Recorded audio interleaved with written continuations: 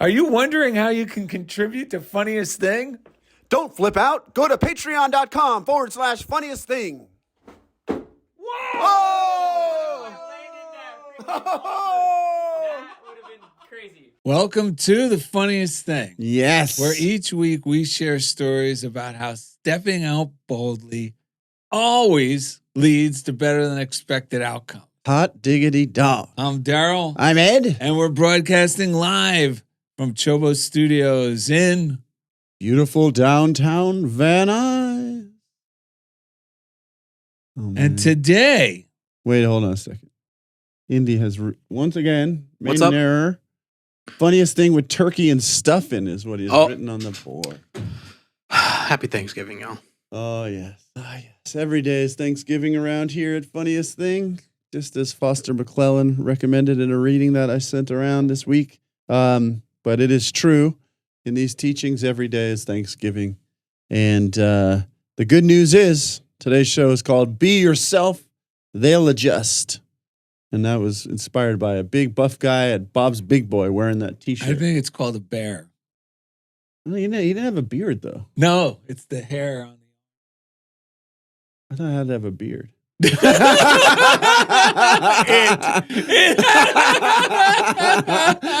Oh, man. We were talking about Yogi the Bear. Be yourself. They'll adjust with Sufi Rabiah Archer. So discouraging yourself is not God's will. Man. There's a lot of parents and a lot of teachers out there who need to hear this. Discouraging yourself and others, I would say, is not God's will. Neither is living your life under the concern of what others may think. Wow. Let's not hide our true power under a cloak of smallness or unworthiness.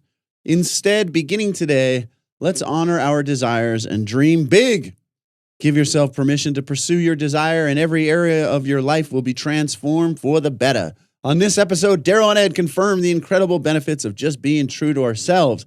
And during the second segment, everyone's favorite Santa Barbara Sufi, Rabiah Archer, motivates us with today's reading, creative pattern, and with her amazing self. She prayed us in. We're very excited to speak with Rabiah in the second segment. Yes. What a day. What a show. What an idea.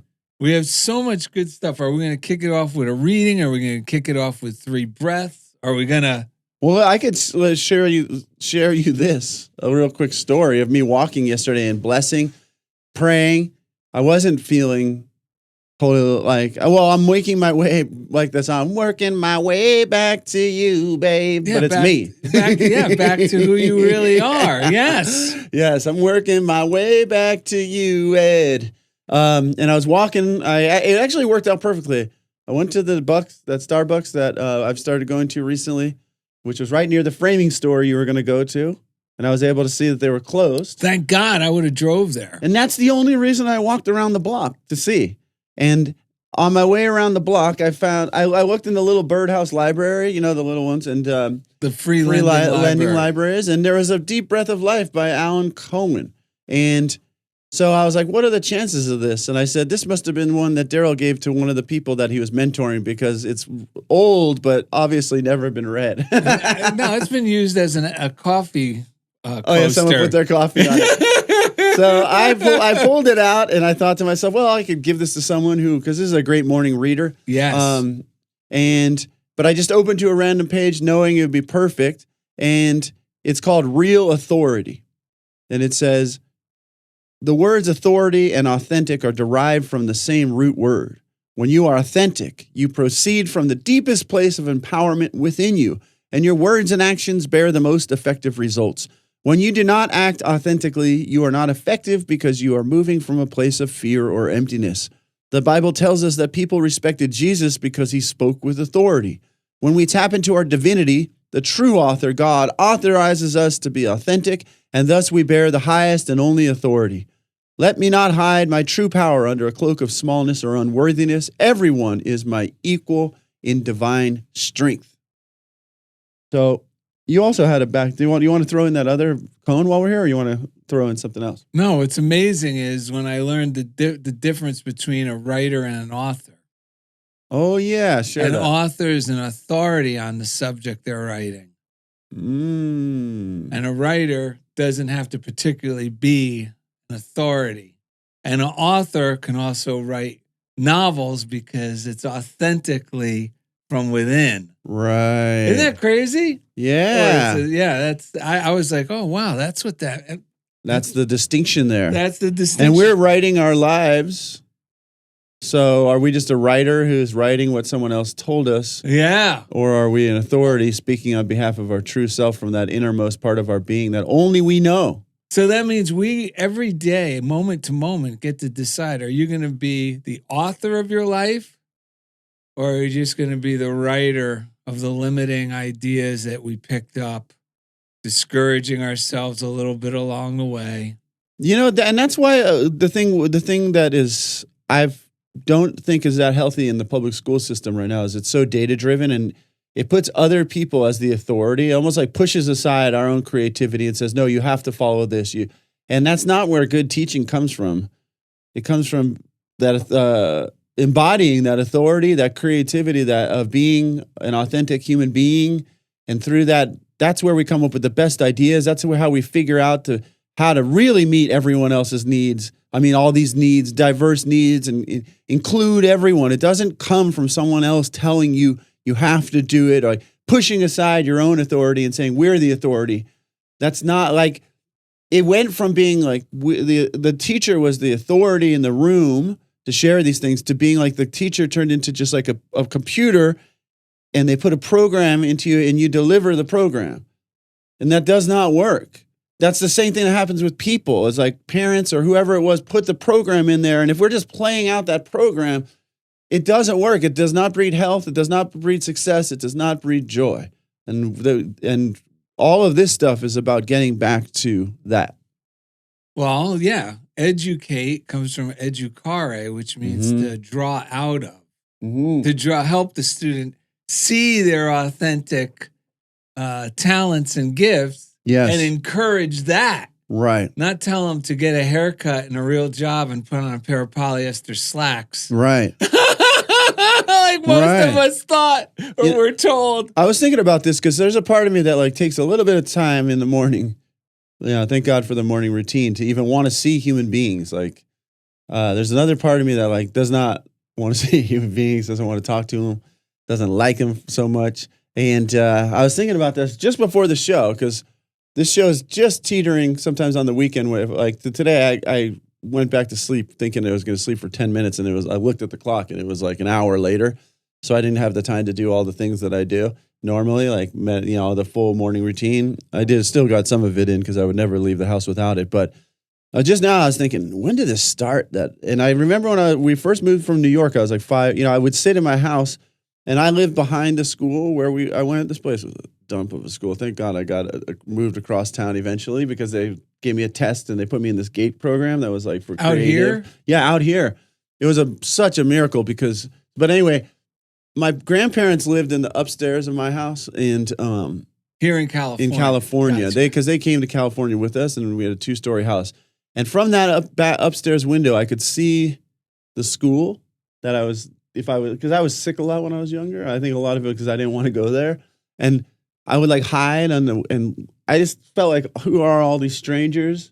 I'm scared. I don't want to go out there. I don't want to, and I was just thinking, I think I've judged myself in the past for this and I've tried to like overcome that and tried to find workarounds for that. But I feel like there's another part of me that's just realized like, no, that was my real self that was trying to figure stuff out and it had some whole other idea about what it wanted to be doing. And I really wasn't listening to it, that creative, sensitive part of me that was sitting up there, because I thought, there's something wrong with me. But I'm starting to think, no, that's the creative artist in me that was so overwhelmed by all that energy and didn't want any part of it. It felt like, and that was a very until I got into the GATE classes, that was very much like, you do this, you do that, mean faces. It just didn't feel good for me. Yeah. Anyway, so now I'm learning to be myself because I feel like that same part of me that was sitting in that room is the same part of me that writes music, that understands these principles, that creative, intuitive part of me. So anyway. Well, maybe we should change the 3 breaths. What should they be? I'm working my way back to ourself Okay. with a burning love inside. Working my way back to me, babe? Yeah, to me, babe. All right. Let's try that.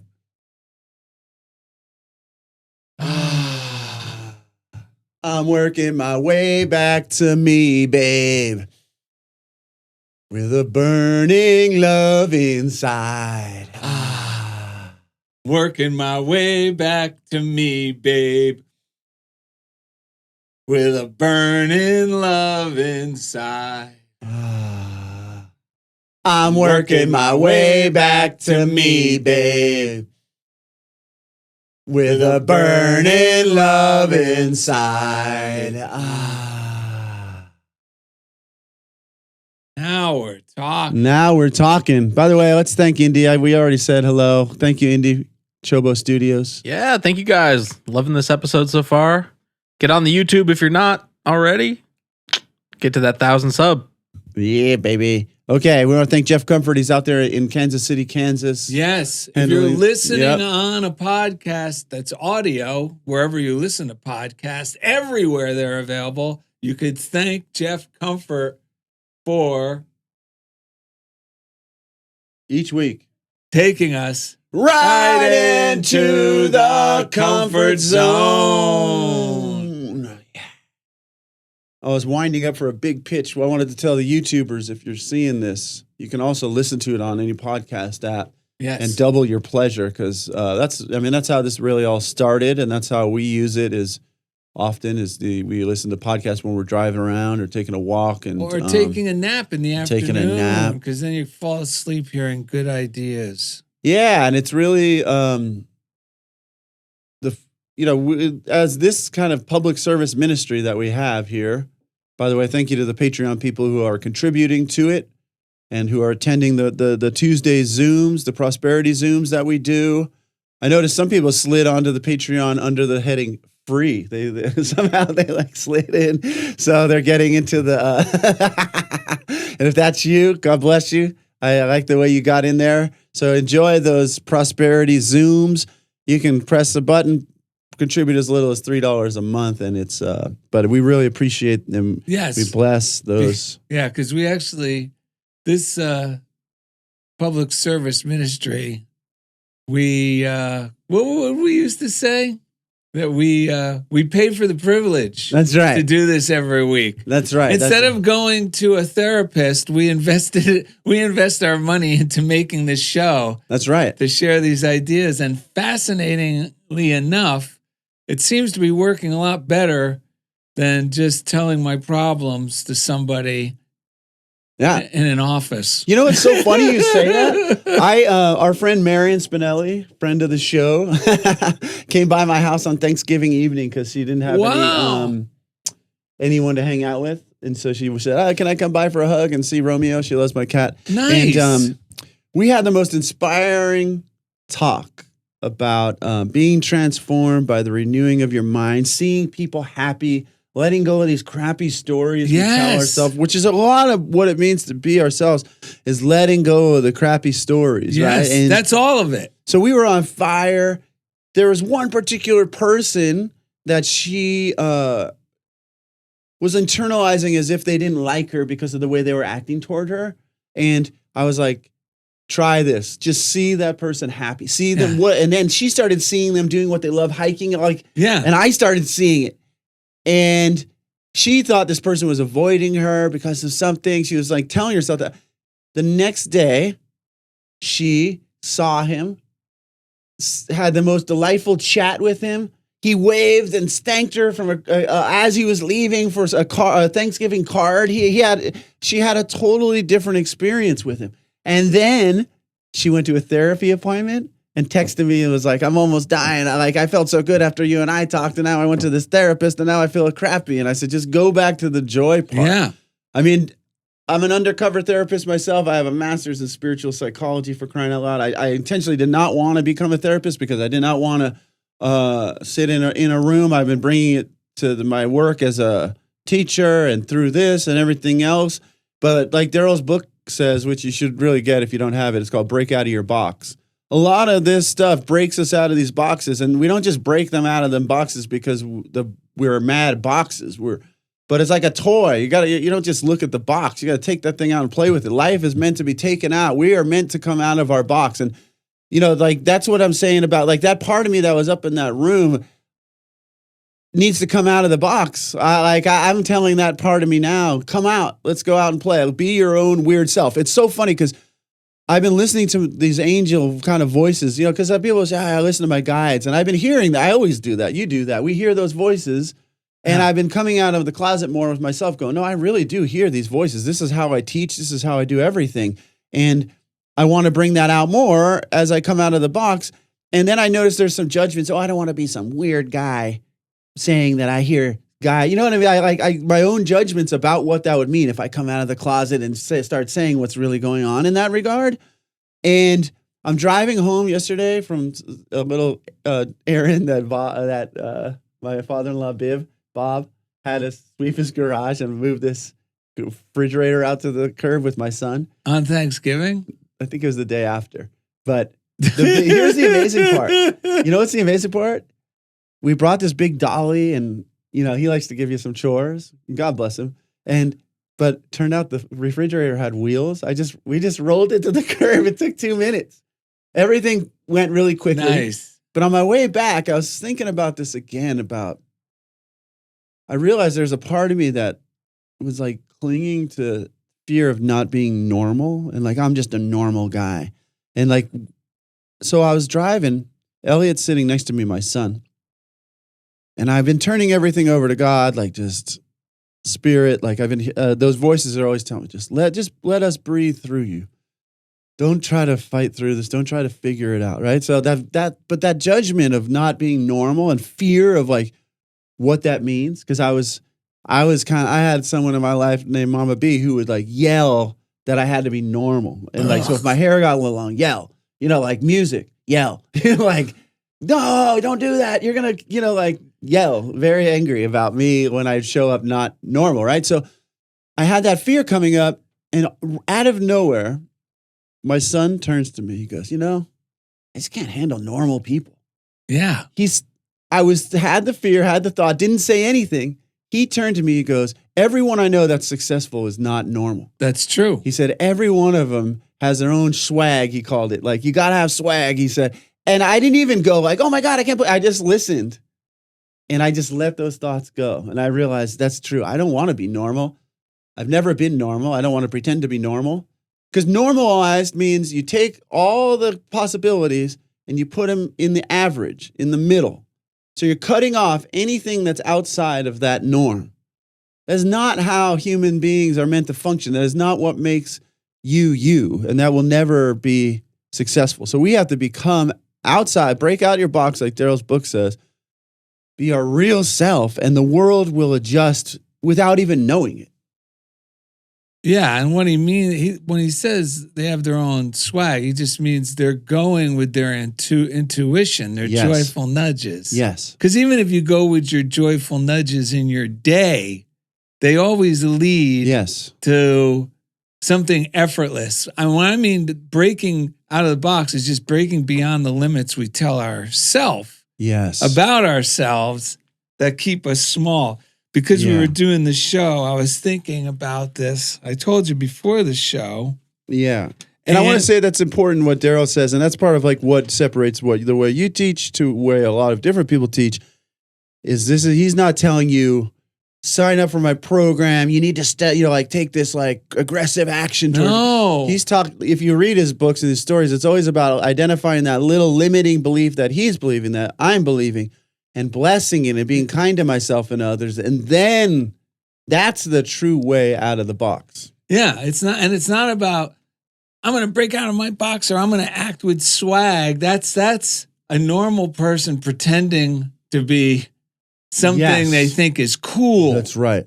But that doesn't work either. Right. The only thing that works is going beyond these little limits that I make for myself because I'm afraid, but I'm not seeing it really as fear. I'm just seeing that I'm making prudent decisions. Oh, yeah. Remember, tell them what seriousness means. Yeah, seriousness is just fear pretending to be a grown-up. Yes. That's all it is. Yes. Within ourselves. So there was so many things we were talking about. On the last show, I actually got the Seneca quote wrong because I was trying to paraphrase it. I didn't have it handy. Oh, this is so good. But the quote is really the key to freeing yourself to be yourself. Yes. So Seneca, who was, I don't know if he was Greek. I think he was Greek. I'll look Philosopher. while you speak. He said, it's not because things are difficult that you don't try. It's because you don't try that things are difficult. So in like present day English, to really drive it home for myself, it's basically take a little step in the direction you desire to go, and the difficulty disappears.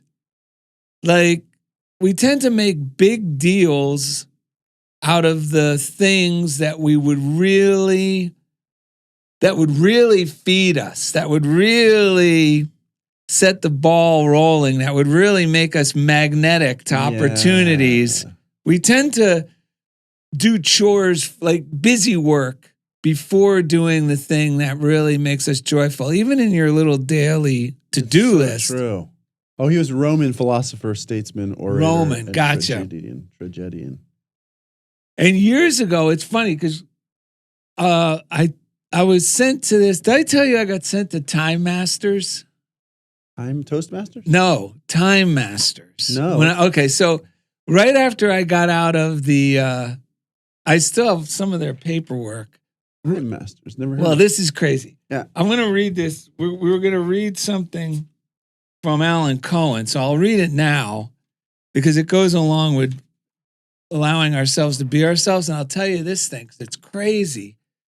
And I've been reading it every morning, but I forget to bring it up because I think, it was no big deal. But anyway, so this is from the book that Ed just found in the garbage can. That's right. That's right. I have my own copy, and we recommend it, Deep Breath of Life by Alan Cohen. And listen to this. This is great. There is no force outside of you that can determine what happens to you, but there is a very potent force inside you that sets the stage for every event you experience. Luck is not a capricious gift that whimsically falls into our lap. It is a force we activate with our thoughts, feelings, attitudes, words, and actions. At this very moment, you have everything you need to set into motion a chain of events that will change your life forever.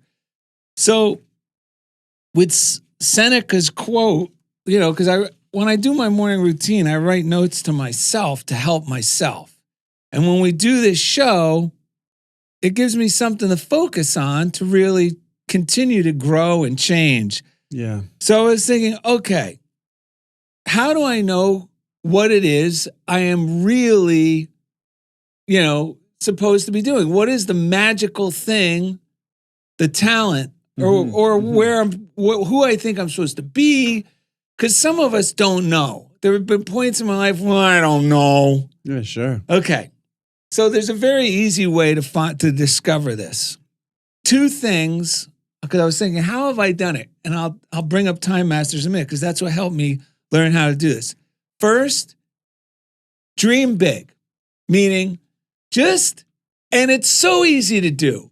Just don't stifle or limit your imagination when you're thinking about what you desire to do, be, or have. Mm-hmm. So it could be anything. It could be something you're planning to do today. It could even be, because this morning I lost my earbuds, my AirPods, or whatever you call those things. Right. And instead of limiting myself, I had to dream big. No, they're going to show up. I'm not going to tell myself they're missing. Yes. And what happens is you start to feel really good. Now, that's a very simple, seemingly insignificant thing to use this on. But start doing it with what is it, the one thing I've always dreamt about really doing that maybe you've been stifling yourself? Yes, like music for me. Yeah, music for you, whatever it is. And just start thinking about that without limits. Yes. Be extravagant. Dream big about that idea. Mm-hmm. Now, here's the key component for after that. Lower the bar. Because lower the bar on your action towards it, which means the only thing that's required is to take, this is what I wrote to myself, is to take little steps. Yeah. Just a little step each day is all it takes to fuel. This is the big part, because when I do this, I'm just like, I'll go, I don't want to do a painting. The reason I'm afraid to do a painting, I say I don't want to do a painting, but it's not I don't want. I don't have time, or I don't have this, or I'm not ready, or this, I got to set up. It's a little too cold. That's just I'm afraid to do a painting today. That's not I don't want to. That's so true. So once I get that, then I tell myself, all I need to do is now this is dreaming big, folks. Yeah. Is permission to just draw a line today. I'll go in there, I'll set up. But as soon as you draw a line, what happens? The paradox that Seneca says becomes a reality, which is taking that little step in the direction I want to go, a desire, the difficulty disappears, but even more so, it fuels my enthusiasm. Yes. And that enthusiasm is the magnetic force that brings opportunities and my freedom of expression. It releases it, and opportunities and the right people. And I found the earbuds like that. I mean, that's this morning's thing. Yeah, but this is that's how it works. so this was Time Masters. Right after I got out of, I went to the military rehabilitation center where it was all based on these spiritual principles. Right. Which makes no sense at all when you think about the military. But it was teaching us the art of meditation, and key, loving yourself is loving God. Wow. Loving yourself is loving God. Love is the most powerful force. It ends wars. It transforms everything. So that's so true. So they came about this by the time I got there because of a colonel in the Army. And the whole thing started, I can't believe it was in the Alan Cohen reading. Because see how it says luck is not a capricious gift that whimsically falls into our lap. It's a force we activate with our thoughts, feelings, attitudes, words, and actions. This whole program came about because right after Vietnam, these guys were going, well, we got our asses kicked. Right. But when you're in war, you see a lot of miracles. Some guys just seem to have all the luck. Right. So starting with this colonel, they started to go, wait a minute, luck can't just happen. There's got to be a sequence of events. And what was the sequence of events they found? Well, the guys that seemed to have the luck were utilizing this force, which you can call, God, the universe, whatever. They were cooperating with the laws of love. Yeah. Which would elevate their faith or confidence, which just means with faith. So another thing I got, and proving this theory, so they're teaching that to me and another guy who's been on the show, Jeff Spikes, was in there with me, a Marine. I was in the Coast Guard. Well, right after that, I get orders to this thing called Time Masters. And I get sent in a conference room at a hotel. Wow. And it was crazy because I told my friend Mike Dugan, I go, oh, how did I got picked for this or whatever? Right. So I show up. It's in Waikiki. I was stationed in Hawaii at the time. And I'm in there with all these officers from different. And I was an enlisted. I was an E3. I was like the low enlisted guy. I was telling I don't know why I got picked. I still don't know who assigned me this. But it must have been someone who sent me to the rehab. There was an officer who was in my corner for some reason, a commander. So in this Time Masters, the whole point of it was Einstein's theory of relativity, that time is relative to our perception, to Yeah. our attitude. Uh-huh. And the simplest example he gives is 2 hours sitting next to a nice girl feels like a minute. Right. Sitting on a hot stove for a minute feels like 2 hours. Right. That's how Einstein made it simple for all. So in Time Masters, we were taught that, which we've heard and we've shared on the show many times, that your attitude, how you set yourself up in the morning or how you're thinking about your day, that your attitude, which is your mental approach to life or your perspective or Yes. your point relative to your day. So if that point is positive, like that frame of mind of sitting next to a nice girl, well, not only does time seem to shrink, but now you're a master of time, because living in this space, time can also expand because you're not living in fear. Yes. Like if you need to get to an appointment and you're saying, oh, shoot, I'm going to be late, time seems to shrink and you hit Yes. obstacles. Just like luck is not a whimsical, capricious. Yeah. No. So you'll say things. Ed and I often have made no sense that I had enough time, but I just threw it over, said, okay, I'm going to relax and I'm not going to panic. Mm-hmm. And all of a sudden, many, many things got accomplished in an amount of time that does not make sense.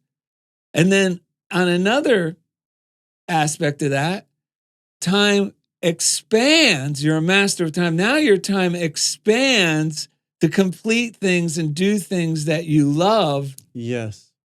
and accomplish.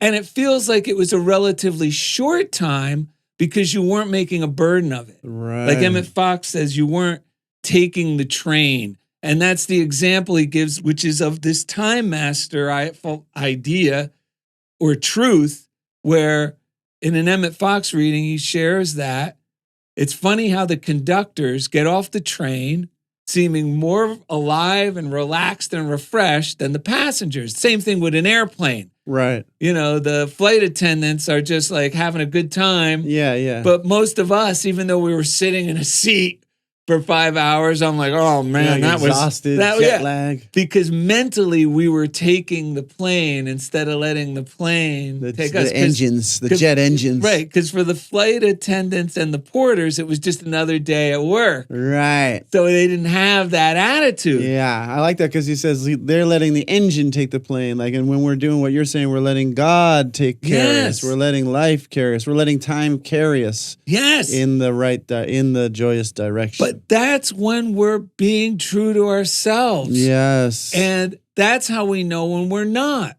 Because when I am pushing myself or enduring something, right. it's because I'm putting limits on myself. I'm telling myself stories that are heavy. Yes, yes. I'm pushing myself or think I got to make things happen. That's right. That's right. Rather than, just allowing myself to dream big, continue to fuel the dream, because that's God's will for us. And sharing our talents or success in that way. And success doesn't mean I've made it on a giant pile of money and I'm going to help people with my money. No, success means living and doing the thing we were meant to do. Well, how do I know what that is? And I'll give you another thing that helped me, because I didn't know what it was in the beginning, even though I thought I should. Right. And it's this. Well, then just make being loving and kind your talent right now. Right. And I got results from that, which led to me discovering more and more of what I really enjoy being, doing, and having. But it's a daily thing, because some days I forget what I really want to do. 100%. Well, then just go back, default to, I know I can get in tune with it, God's will for me, if I just default back to loving. Yes. To being kind and loving, and make that my motivation for service. Like, I'll make a postcard. Thinking of somebody else. How can I share this love and joy in my creative way? Yes, 100%. and then boom, you're back in it again, mastering time. Well, because it's a frequency thing. Yes, there you go. Once we tune into it, the big self is already there. It's already living fully in ways that we know not of. So thank you, listeners. If you want to send us something, Funniest Thing, P.O. Box 1312, Culver City, California, 90232. Amy Batchelor was on last week. She said, Darrell and Ed, thank you so much for inviting me to your awesome podcast. It was truly an honor and a blessing to be part of your ministry. I hope it was inspiring to your listeners. Yep. You can go to Sent from Heaven's, what's that called? -sb.com. Sent like smell from heaven. That's her website with abiding gratitude. Amy, which is perfect because today we have another prayer chaplain, an amazing person from Unity Santa Barbara coming through. So coming up next, everyone's favorite Santa Barbara Sufi, Rabiah Archer, motivates us with today's reading and her wisdom and her love. The reading is Creative Pattern. Thank you for listening and watching Funniest Thing with Darrell and Ed right here from CHOBO Studios. All right, welcome back. Funniest Thing, Darrell and Ed. We got a Sufi in the house, Rabiah Archer, Santa Barbara's favorite Sufi. Yeah, Santa Barbara's favorite Sufi. Here she is. How are you? Yeah? Good, good. Darrell wanted to share one thing about that with us before we get started here. Oh, one last thing from Time Masters that they taught me that I never forgot is goals are not hard to attain. It's the habits that get in the way. Right. And the habits, they made it clear. These are just mental habits, mental, repetitive, limiting beliefs you have about yourself. So if you just watch when those habits come up during the day and just, that's a thing you could do too, is just go, oh, this is just an old habitual way of thinking. And it takes the power out instead of, I always think this way, I'm never going to succeed. No, it's just an old habitual way of thinking. That's all it is. Yes. Yeah, that's what Schoonover said was the original meaning of the word Satan, just these adverse thoughts. Yes. Come up, you know. I wanted to share one little paragraph from Butterworth. You know Butterworth? Eric Butterworth? Yeah. The Butterball, as I like to call him. He has a book called Celebrate Yourself, one of my favorite books. He said, listen to the voice of silence within. It is saying to you, and this is very helpful with what Darrell was just saying, because when that voice is loud, we got to go back to the silence within to remember who we are, and it will recalibrate that outer voice. It'll wake up that little kid inside that's freaked out. Will go, oh my God, I'm divine. It says, it is saying to you, you are unique and wonderful individual.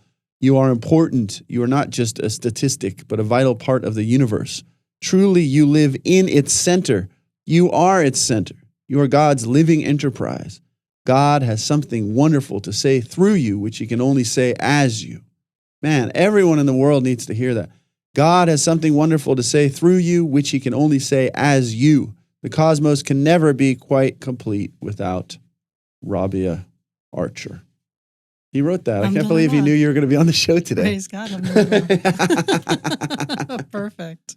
So you've heard us going on. Did you have any thoughts bubbling up about this topic? Oh, amazing. I want to start out by quoting Darrell. Dream big. Dream big. Dream big. That's God's will. That's Right. God's will. Yes. And we all want God's will. Not my will, but God's will. Because when I truly surrender to God and I truly want God's will rather than my will, it's so much better than anything I could have ever imagined. There's been certain times in my life where I have reached a level of surrender where I can see things happening. Right. And it is so much better than when I'm in charge. So much better. So true. I was thinking about that yesterday, yeah. And so I work with a lot of people who want to surrender to God and want guidance. And that's such a big word, guidance. How are you going to get your guidance? And I know a lot of people just pray every day. They try to turn their fear over to God and then ask God for God's will and then ask for the strength to carry out God's will. So to get guidance, what do we do? And what I've really learned is the first step to getting guidance is being grateful. and noticing the guidance you've already received. Right. So if I say, oh, beloved God, thank you for telling me to, I actually had this thing happen this week. I was taking a bag of clothes to the Goodwill, and I just threw in a fanny pack at the last minute, literally as I was walking out the door. And I got a message that, oh, I should check that fanny pack to see if there's any money in there. And the message was actually strong enough. And then I thought, well, I'll do it, when I get to the drop-off. But the drop-off's there's always somebody waiting behind you. So I thought, I'm going to pull my car over and look.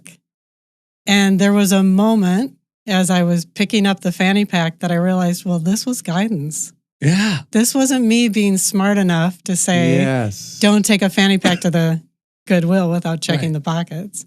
So there was a moment I knew this was guidance, and then I knew there was going to be money in there. So there were $60 in the fanny pack. Wow.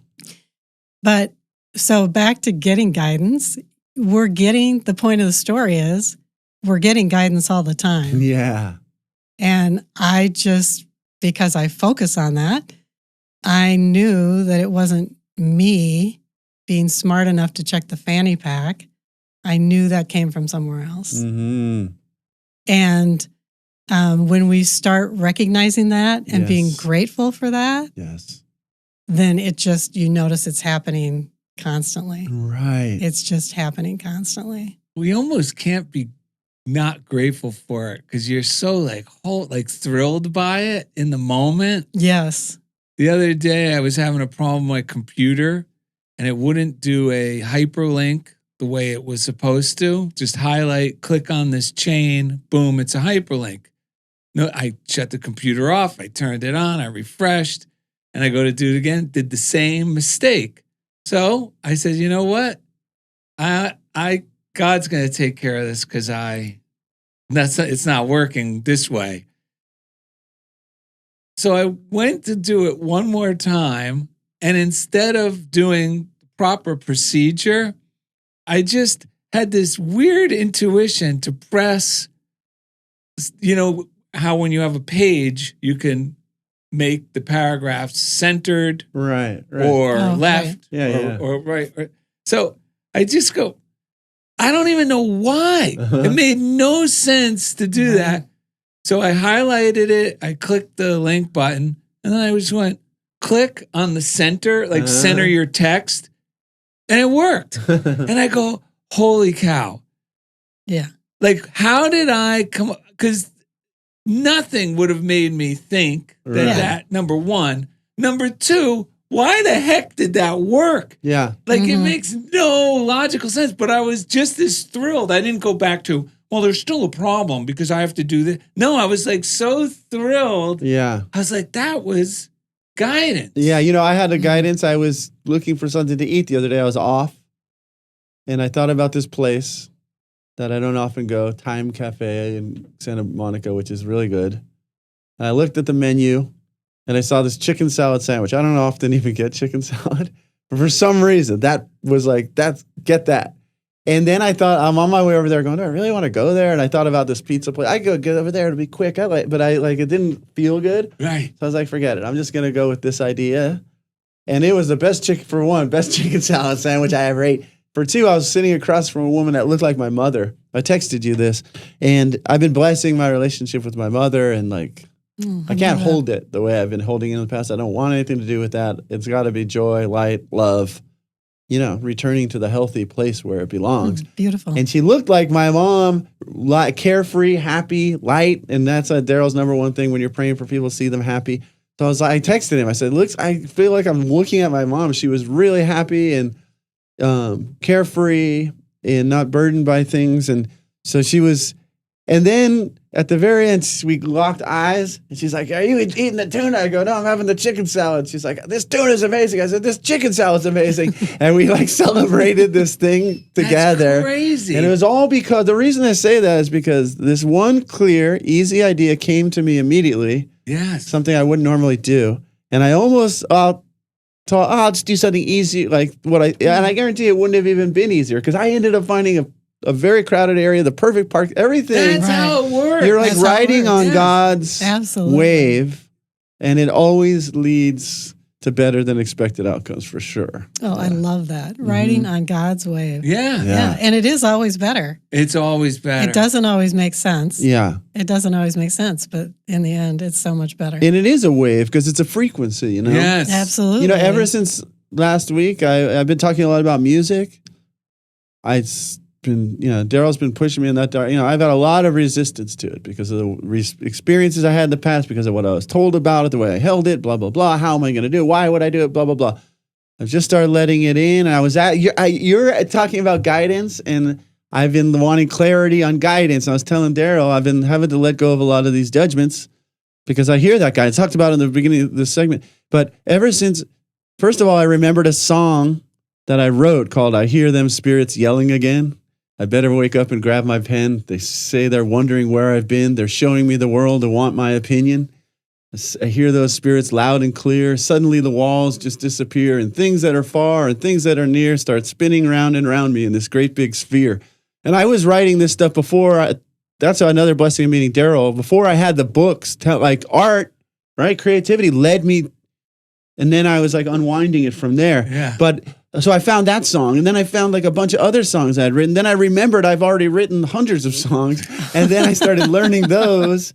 And then last night I was driving to do something, and I remembered, oh, it's Friday night. I said I was going to do this open mic, and I didn't have my guitar, which turned out to be a blessing, but I pulled into the open mic, and I got to watch it without being like a desperate performer or wanting any. And I learned a lot. I learned about like, how do I want to perform? What energy do I want to bring?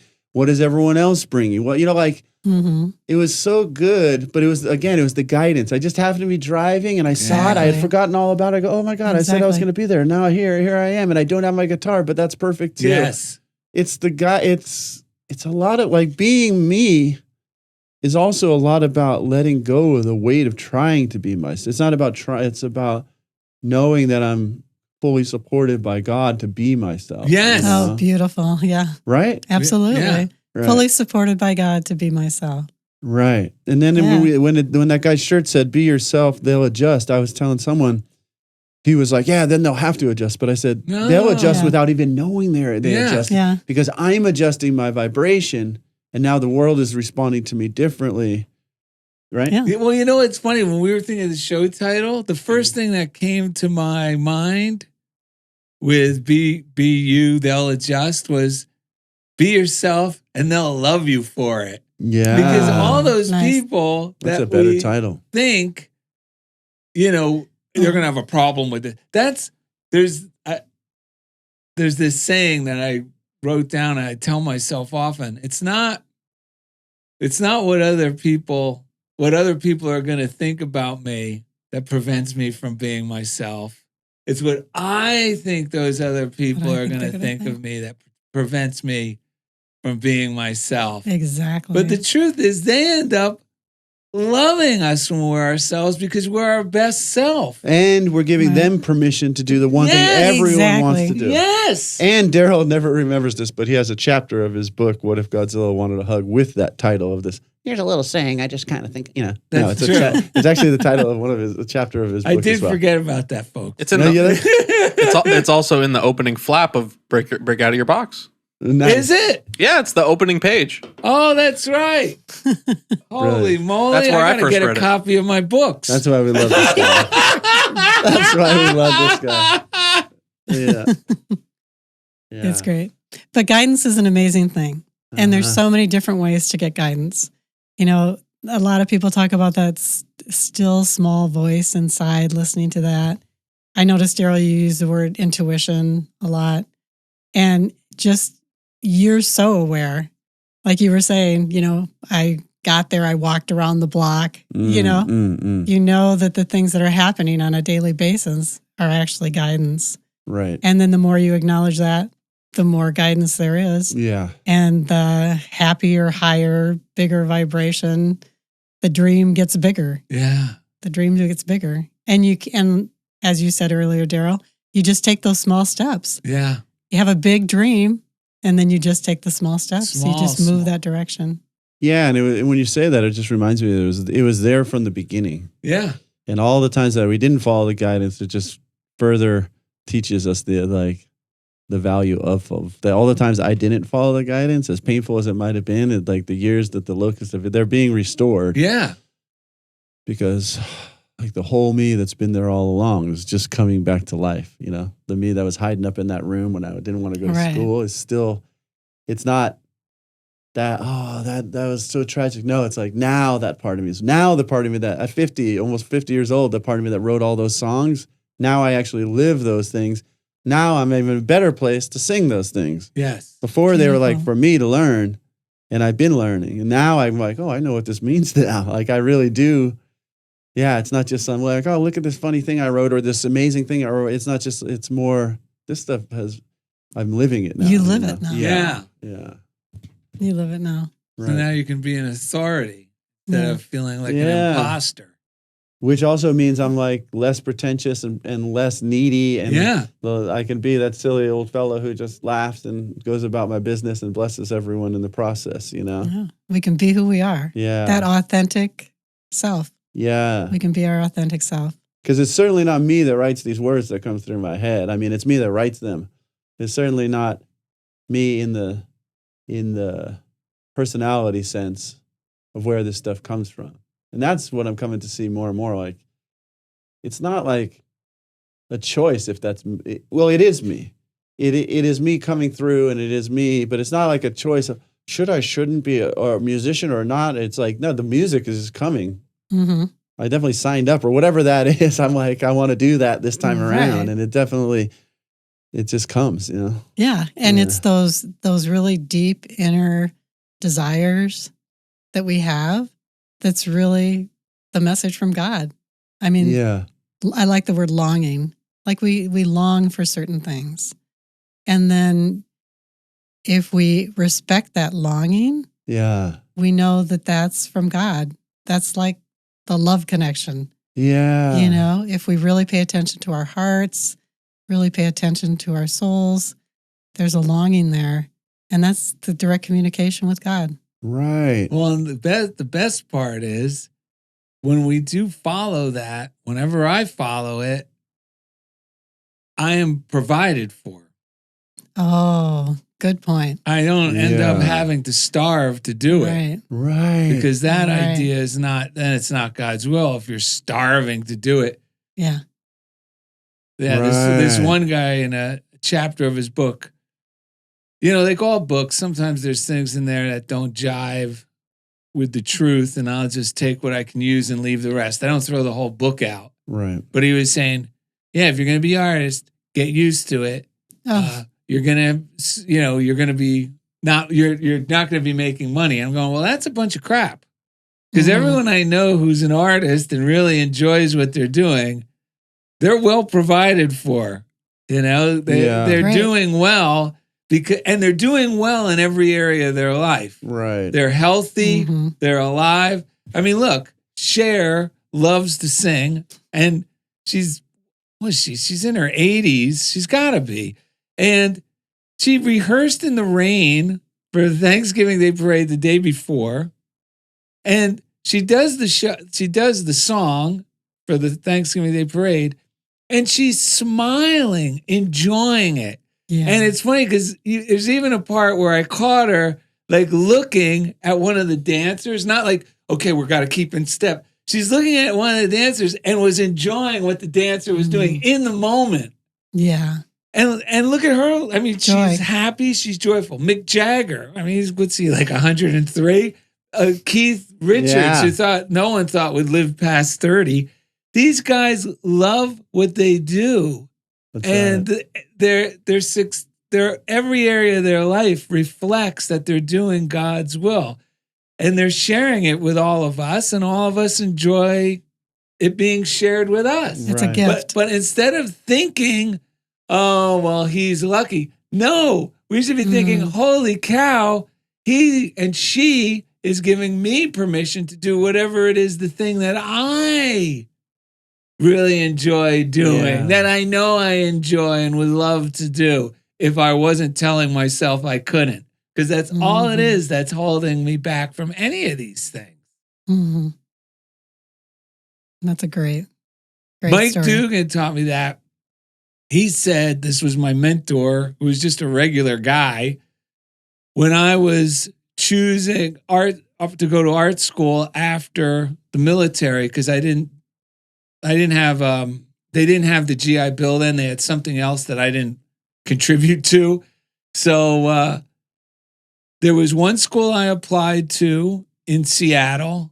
This was like 1989, and I was all excited because that was like the place to be then, kind of.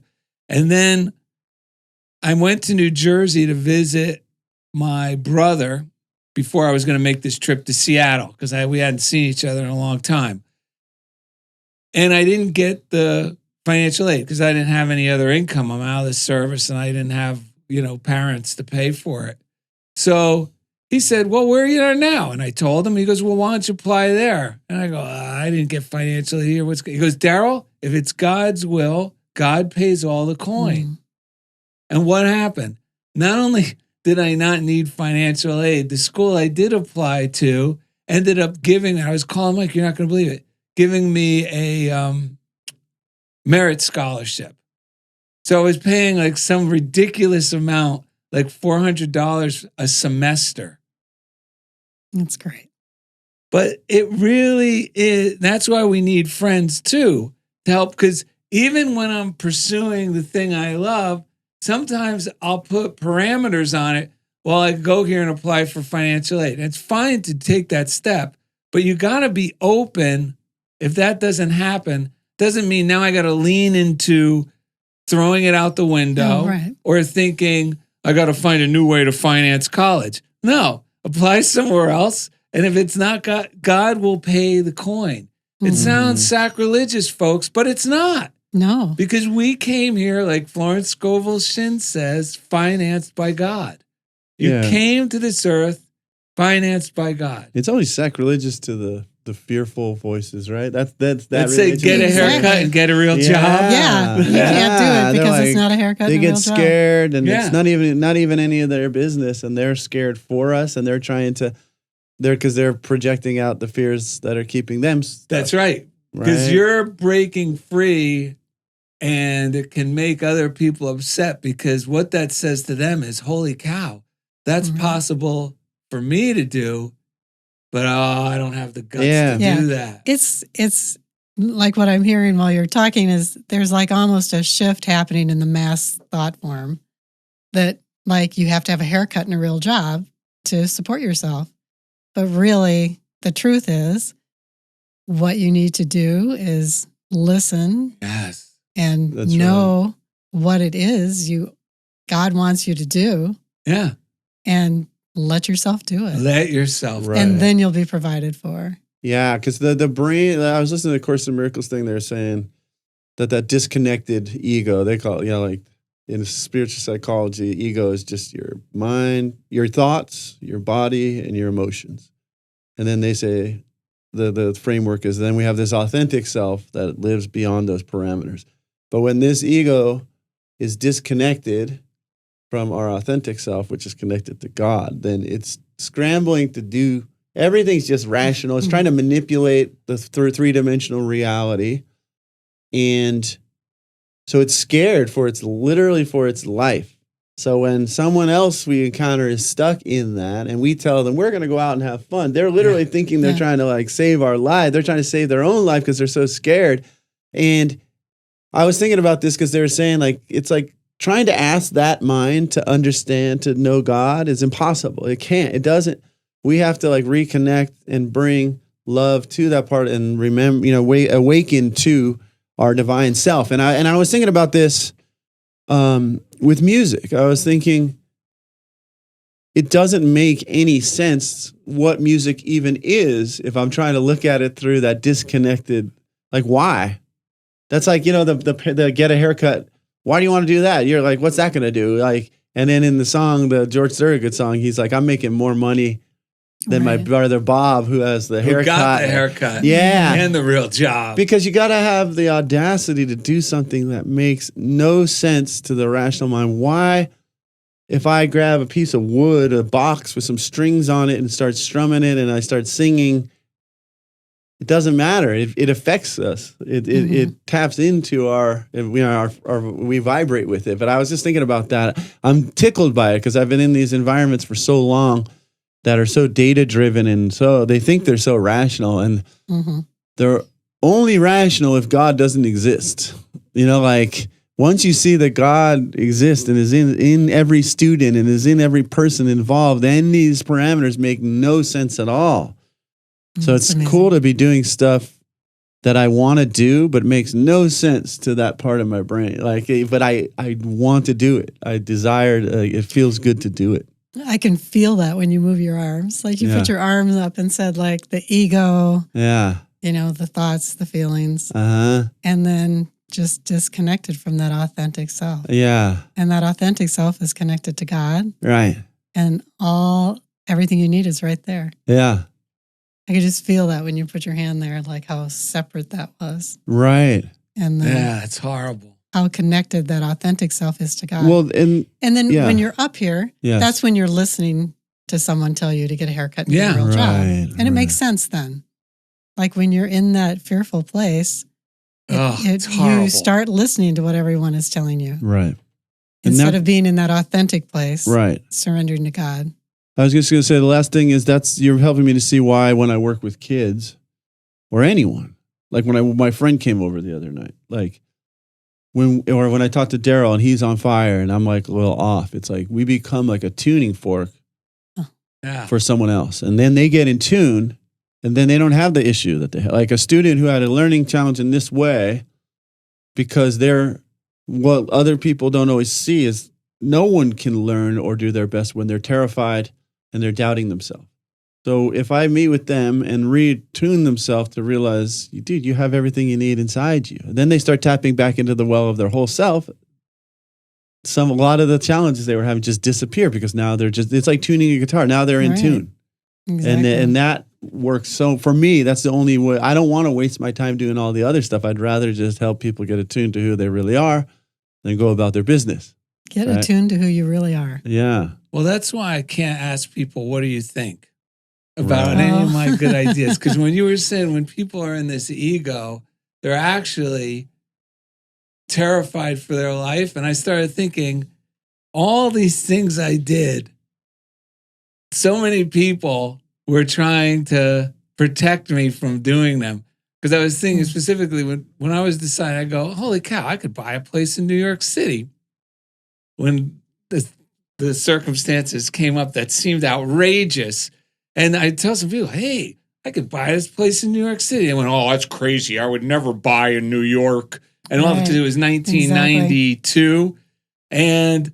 But I was so excited about, like, that's the thing. If you get in tune with yourself and you're so enthusiastic, it's like they could tell you anything that seems reasonable because it seemed unreasonable to them, but I just felt excited by the idea. And so, what's the big deal?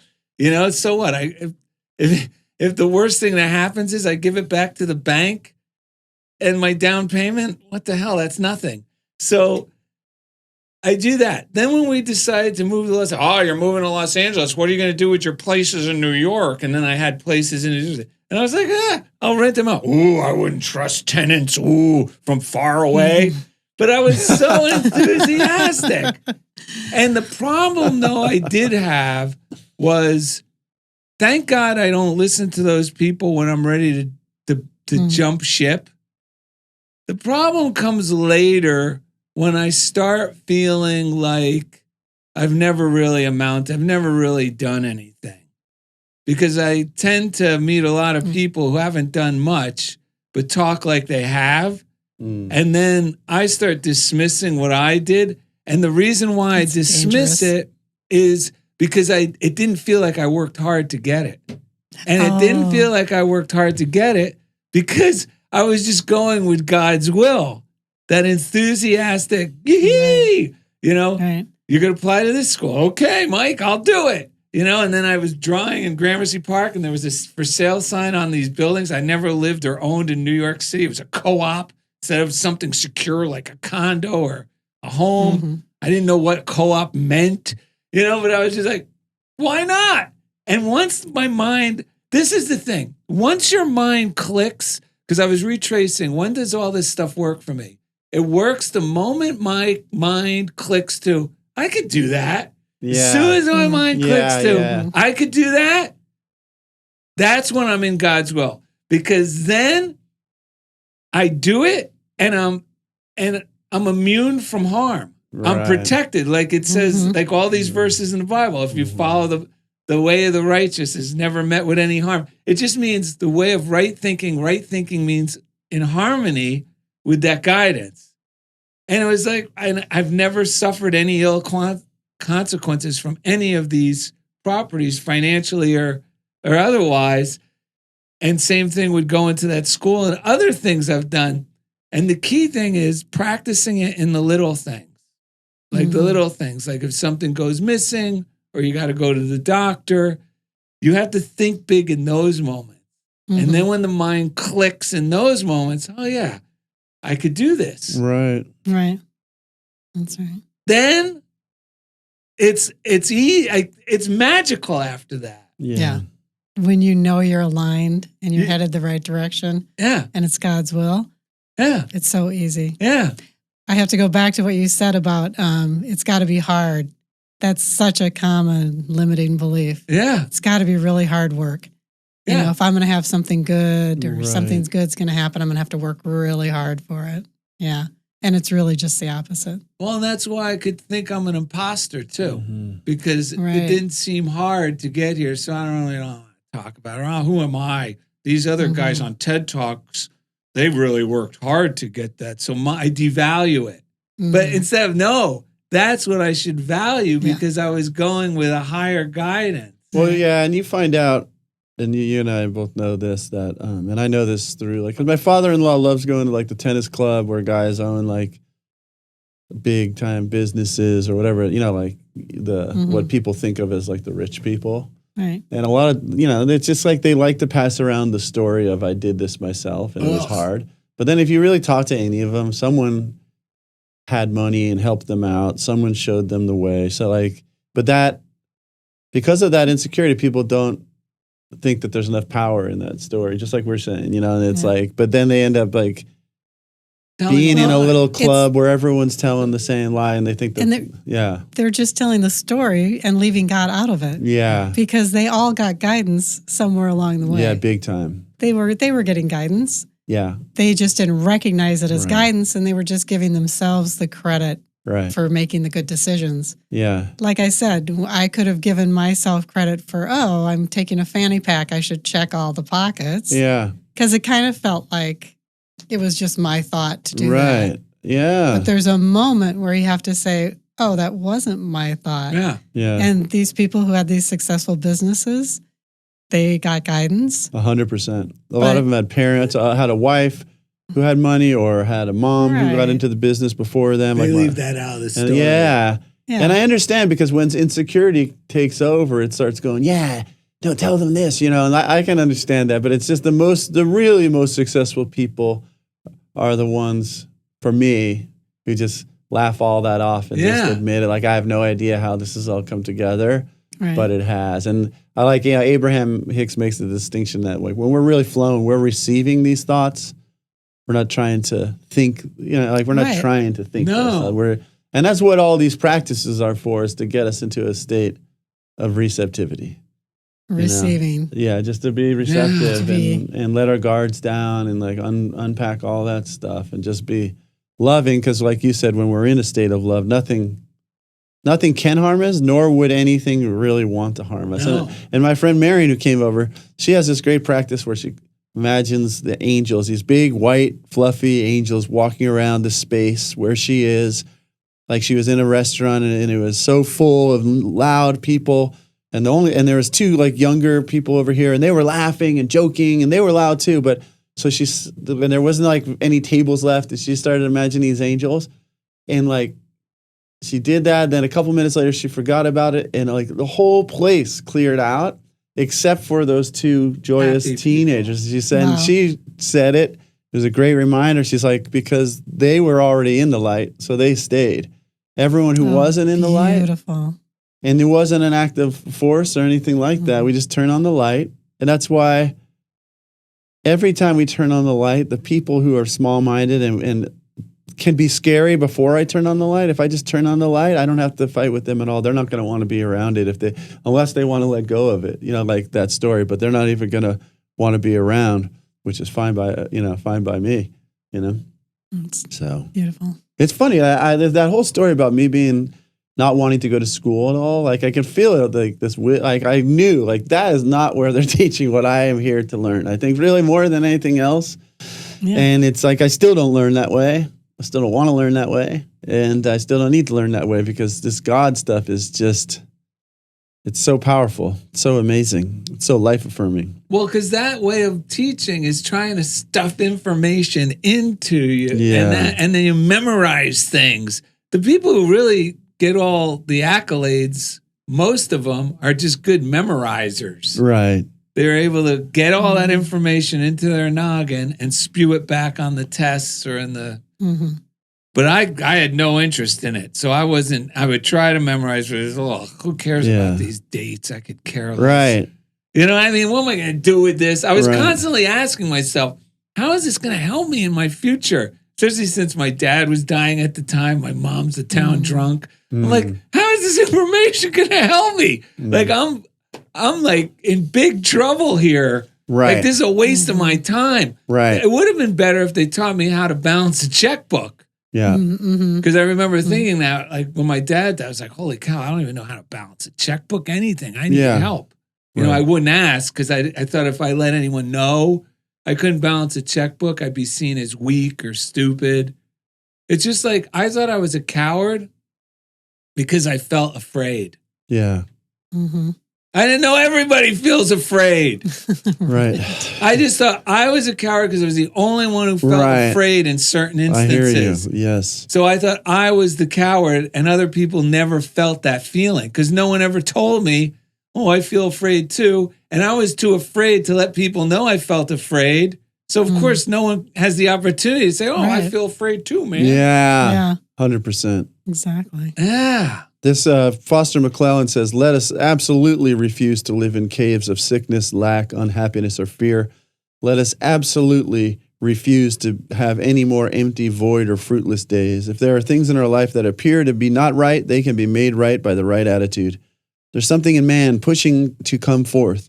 I can feel it, and I know you can too, my friend. There's something within us that can solve, dissolve, or resolve the nightmares of the mind. Man was not created just to solve problems. We were created as an instrument to make great things happen in this world. Something truly wonderful, a new way of life emerges when we understand this. If we feel we have been living in a cave, it's high time we emerge into the light of a great new day. Let's resolve right now to let our true self emerge, to set our inner person free, to let the power speak through us. That's what Lazarus was trying to do. Stay in the cave. Praise God. That was fabulous. That's a great one. That is great. Did you want to do the other reading? Yes. Then we can wrap this baby up. All right. Yeah. Put a bow on it till next time. We have Santa Barbara's favorite Sufi, Rabiah Archer, in the house. So you're reading this one from Joyce Kramer. We get Joyce Kramer's email. Thank you to Sammy Smith out there who worked closely with Joyce in her years before she flew the coop from her body. We know she's still blessing us. Do you know the name of the email? Joyce Kramer Ministries. Joyce Kramer Ministries, if you want to jump on that. So she was a Unity minister. Yeah, long time. Good old school. Yeah. New thought. Kick you upstairs right where you need to be. Yes. Type daily readings. Yeah. Fabulous. Here we go. I live a creative life today by following God's guidance. In all life, there is a creative pattern of growth and development. You have an individual, important, unique place in that pattern. You can find and fulfill your God-given purpose if you pray daily and follow up your prayers with constructive action. Prayerfully listen to the deep longings within you. Through them, God is urging you on to the fulfillment of your own creative pattern. Your growth and development involves your whole life, your personal relationships, your work, your health, your financial affairs. Let God direct you. Act upon the direction you receive. God's love, wisdom, and power will work through you as you fulfill your unique creative pattern in the scheme of things. God's purposes for you will prevail. Then from Proverbs 19, verse 21, many are the plans in a person's heart, but it is the Lord's purpose that prevails. Yeah. Yeah. I want to say that one of the things I've been doing lately, and this goes along with all this, which is taking responsibility for the conditions that are in my life. I'll just sit there and I don't even know exactly what or how, but I just say, God, I'm willingly releasing whatever I've been doing that's holding me in these places, that's been holding these conditions to me. I'm willing to release them now. I'm willing to let this go, because that's what metaphysics ultimately is all about, that our conditions are a reflection of our inner life. And so I'm finding that just taking a few minutes of that is more powerful than maybe trying to, out of fear, trying to find out what I'm going to do next. It's more like, let me just release whatever I've been doing that's been holding this to me that I haven't been fully enjoying, and letting out from within the thing that I'm doing, that my heart's desire. Yes. Dear God, please take this from me. Restore my right mind. Teach me to love. One more time with that. Dear God, please take this from me. God, please take this from me. Restore my right mind. Restore my right mind. Teach me to love. Teach me to love. That's Amen. right. Amen. Yeah, and that's in every moment. Yeah. All these prayers are, we have to let go of, I have to let go of, I'm going to turn into the guru. Like each moment is when I have to use. Each moment I learn to love again. Each moment I become enlightened again. Each moment. That's what I love. All right. So you want to share anything else before we wrap this baby up? I just want to say gratitude one more time. Because really, when I've studied surrendering to God and following God's will, that's the magic piece in it.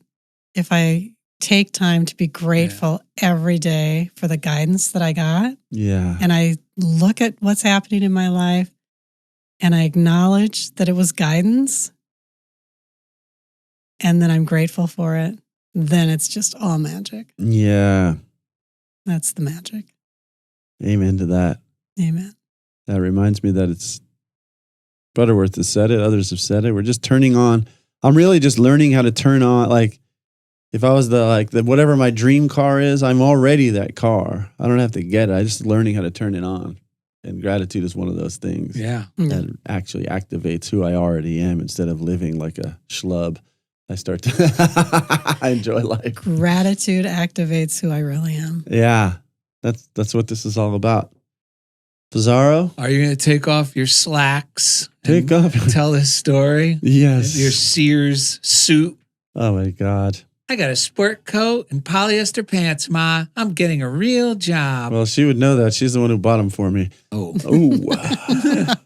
So anyway, Rabiah at some point, Rabiah at some point had done so much forgiving and forgetting, because, they go hand in hand, forgiving and forgetting. Forgiving is forgetting. Forgiving is forgetting. So Rabiah had done so much forgiving and forgetting about the past that she got worried. She went to a psychologist and told them, I'm having trouble remembering anything. The shrink replied, when did all this start? Rabiah shrugged. When did what start? Alhamdulillah. Fabulous. Oh, look who's in the studio. Oh my gosh. Talking about the best is yet to come. It's George Thorogood. That's right. He is thoroughly good. Yes. How did he get that way? By singing this song. That's right. I hit the big time with my rock and roll band. The future's brighter now than I ever planned. I'm 10 times richer than my big brother Bob. But he's got a haircut and he's got a real job. Get a haircut and get a real job. Clean your haircut, don't be a slob. Get it together like your big brother Bob. Why don't you get a haircut and get a real job? Visit Darrell and Ed. Rabiah, I was calling you Rabiah Shankar. Sufi, Rabiah, Archer, Santa Barbara's finest. Thank you. Thank you. Get a haircut and get a real job. Clean up your act up and don't be a slob. Get it together like your big brother Bob. Why don't you get a haircut and get a real job? Woo!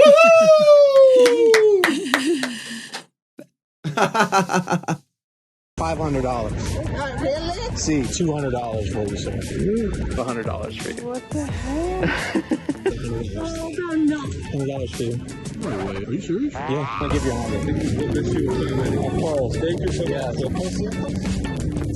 When you record your podcast at CHOBO Studios, you're helping people in need. Here at CHOBO, we take a bold stance on helping the community by giving away 10% of all revenue, not just profit, to kind, hardworking people in the streets of Los Angeles. And thanks to all these wonderful podcasters, we've been able to give $1,400 this year alone through our kindness initiative, CHOBO Kindness. Brought to you by CHOBO Studios, LA's premier podcasting powerhouse. Follow for more.